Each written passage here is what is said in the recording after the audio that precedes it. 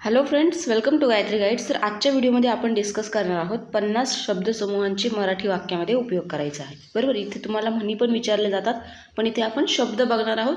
त्याचा आपल्याला काय करायचं आहे, वाक्यामध्ये काय करायचं आहे, उपयोग करायचा आहे. ठीक आहे. तर सगळ्यात पहिला शब्द आहे खात्रीने. खात्रीनेमध्ये आपण भरपूर सारे वाक्य एका शब्दापासून तयार करू शकतो, परंतु मी एकच इथे सॅम्पल तुम्हाला करून दाखवलेलं आहे. सिंपल तुम्हाला व्हिडिओ सांगितलेला आहे. मी हे काम खात्रीने करू शकतो किंवा पूर्ण करीन. नेक्स्ट आहे वेळेवर. तो नेहमीच वेळेवर शाळेत जातो किंवा येतो. नेक्स्ट आहे धाडसाने. तिने धाडसाने समुद्रात पोहण्याचा प्रयत्न केला. नंतर आहे सावधगिरीने. या कामात सावधगिरीने पुढे जा. नियमानुसार. विद्यार्थ्यांनी परीक्षेचे पेपर नियमानुसार लिहिले. कधीच नाही. मी कधीच नाही हरलो. नेक्स्ट आहे निराश होऊ नका. म्हणजे काय की संकट आले तरी निराश होऊ नका. पुढचं असणार आहे माहीत आहे. मला हे काम कसे करायचे हे माहीत आहे किंवा कसे करायचे माहीत आहे. नेक्स्ट आहे खूप मेहनत. त्याने यश मिळवण्यासाठी खूप मेहनत केली है ना. नेक्स्ट आहे मला समजले. म्हणजे काय की मला तुमचे बोलणे समजले. नेक्स्ट आहे सतत प्रयत्न. जीवनात यश मिळवण्यासाठी सतत प्रयत्न आवश्यक आहे. सध्या तरी मी घरीच आहे. नेक्स्ट असणार आहे यशस्वी होणार. हा प्रकल्प नक्की यशस्वी होणार. काही वेळ शांतता ठेवली पाहिजे.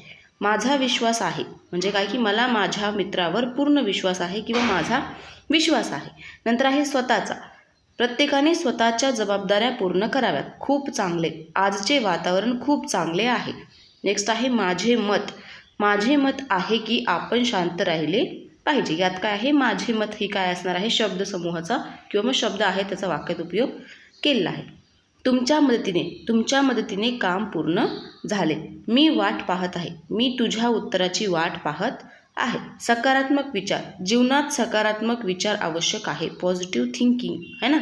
नेक्स्ट आहे मी शिकत आहे. मी सध्या नवे कौशल्य शिकत आहे. नेक्स्ट आहे प्रयत्न करणार. उद्या मी नक्कीच प्रयत्न करणार.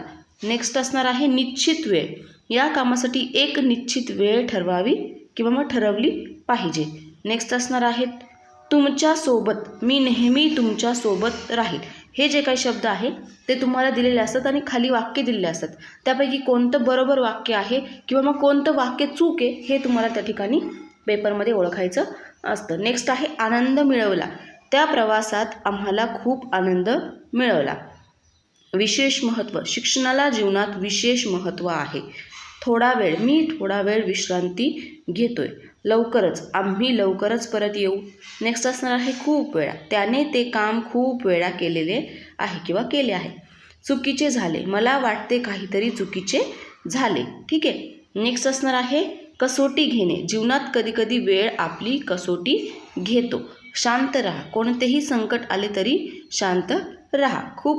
तो खूप चांगला खेळाडू आहे. ठीक आहे. किंवा मग तो खूप चांगला सिंगर आहे. तो खूप चांगला गायक आहे किंवा तो खूप चांगला चित्रकार आहे. काहीही आपण एक शब्दाचे अनेक वाक्य तयार करू शकतो. प्रत्येक वेळी तुम्हाला यश मिळायला हवं. नेक्स्ट आहे शब्द ठेवला. त्याने दिलेला शब्द ठेवलाच. म्हणजे काय की शब्द मी पाळला. नेक्स्ट आहे काम सोपवले.